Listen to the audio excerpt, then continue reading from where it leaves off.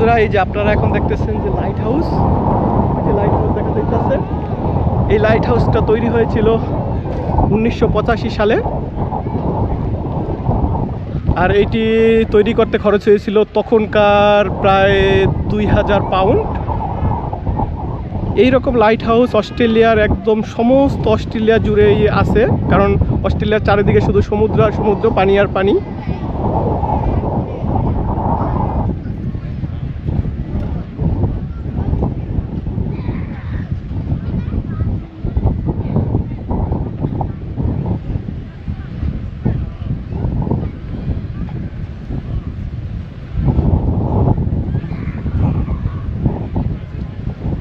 এটা সার্বক্ষণিক দেখাশোনার জন্য একজন লোক থাকে ভিতরে,